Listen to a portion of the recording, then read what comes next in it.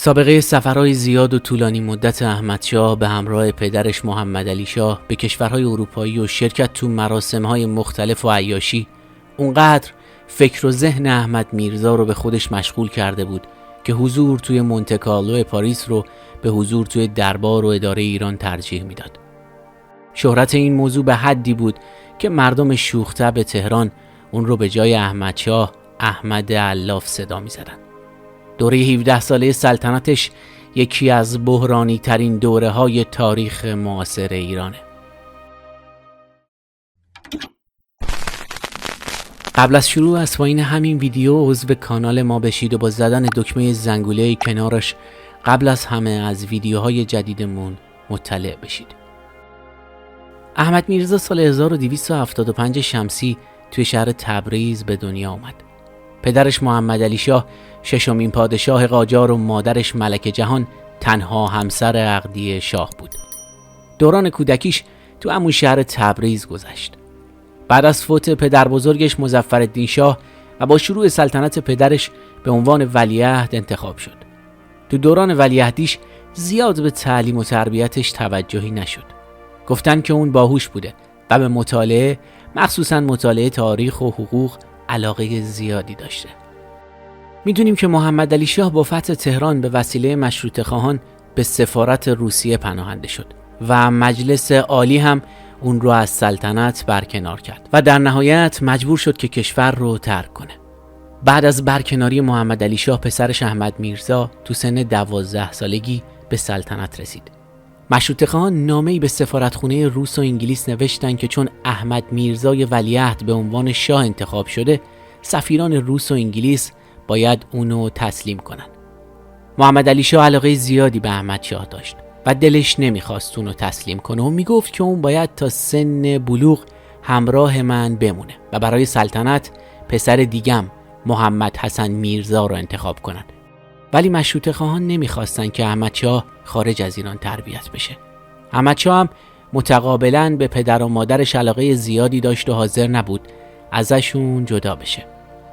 ولی مقاومت فایده‌ای نداشت و در نهایت در حالی که دو طرف به شدت گریه می‌کردن با هم خداحافظی کردن.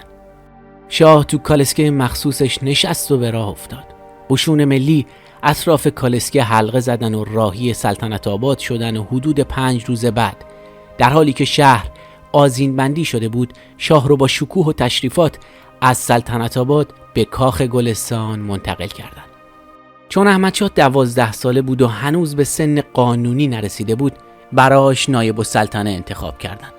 اولین نایب السلطنه بزرگ ایل قاجار عضدالملک بود. اون مردی کاربلد بود و تلاش کرد تا وضعیت ناآروم دوره محمدعلی شاه رو آروم کنه و با راه اندازی دوباره مجلس شورای ملی و کمک گرفتن از سیاستمداران با تجربه کشور رو اداره کنه. دومین نایب السلطنه ناصرالملک بود که نقش خیلی مهمی تو تربیت احمدشاه داشت. احمد میرزا تو سن 17 سالگی با بدرالملوک والا از نوادگان عباس میرزا ازدواج کرد و این ازدواج رو مادرش ترتیب داده بود. عروس تو زمان ازدواج 12 ساله بود و تو تنها مدرسه دخترونه تهران درس میخوند.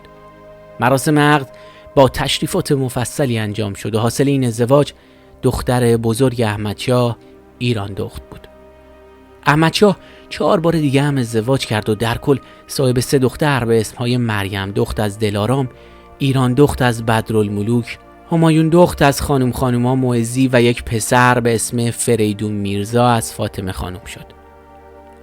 همزمان با انتخاب سومین دوره مجلس شورای ملی، احمدشاه به سن قانونی رسید و رسما اداره امور رو بر عهده گرفت.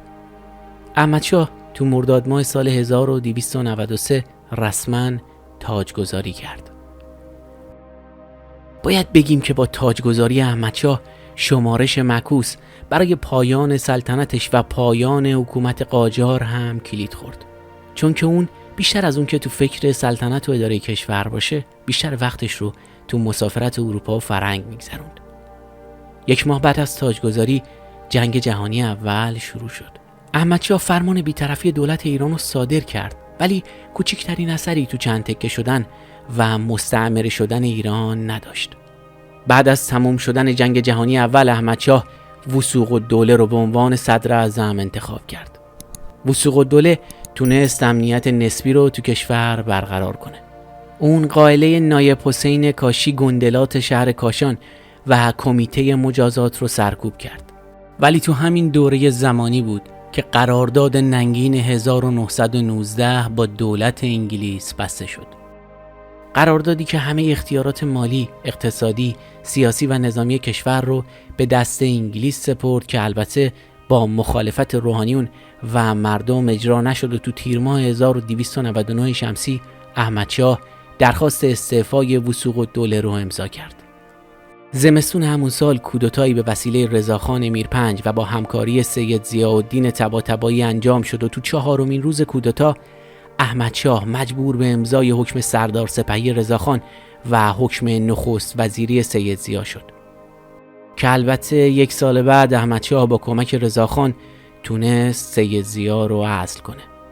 بعد از کابینه سید ضیا، کابینه قوام مشیرالدوله، کابینه دوم قوام مستوفی الممالک و کابینه آخر مشیرالدوله از طرف احمدشاه روی کار اومدن.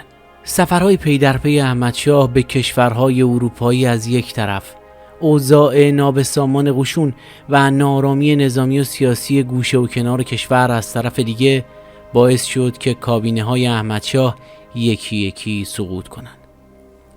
احمدشاه بعد از اینکه از سفر 10 ماهه اروپا برگشت، به اجبار تو آبان ماه 1302 خورشیدی فرمان نخست وزیری رضاخان رو داد و بعد هم دوباره راهی اروپا شد.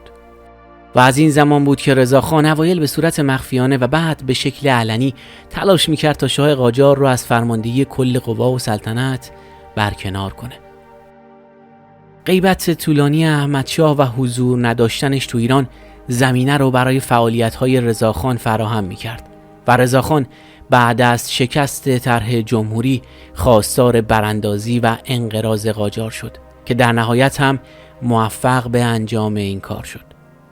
بعد از اون تلاش احمدشاه برای پس گرفتن قدرت به جایی نرسید، هرچند که تا پایان عمرش قدرت رضاخان رو نامشروع می‌دونست. با وجود مخالفت احمدشاه و تعدادی از درباریان، احمدشاه با رأی مثبت مجلس شورای ملی تو روز 9 آبان 1304 خورشیدی از سلطنت خلع شد و با تشکیل مجلس مؤسسان رضاخان حکومت رو در دست گرفت. سرانجام احمدشاه 4 سال بعد از خلع از مقام سلطنت در 9 اسفند سال 1308 خورشیدی تو سن 33 سالگی و بر اثر بیماری ورم کلیه تو بیمارستانی در پاریس از دنیا رفت و جسدش طبق وصیتش به عتبات عالیات حمل شد و در کنار آرامگاه پدرش محمدعلی شاه که او هم تو جوونی فوت شده بود در کربلا دفن شد. احمدشاه ثروت قابل توجهی رو برای فرزندانش به ارث گذاشت که روزنامه‌های وقت فرانسوی مبلغ اون رو 75 میلیون فرانک تخمین زدن. مرسی از اینکه تا این لحظه همراه ما بودید. لطفاً نظراتتون رو پایین همین صفحه با ما به اشتراک بگذارید. راستی اگه هنوز عضو کانال ما نشدید خوشحال میشیم با عضویتتون از ما و فعالیت هامون حمایت کنید.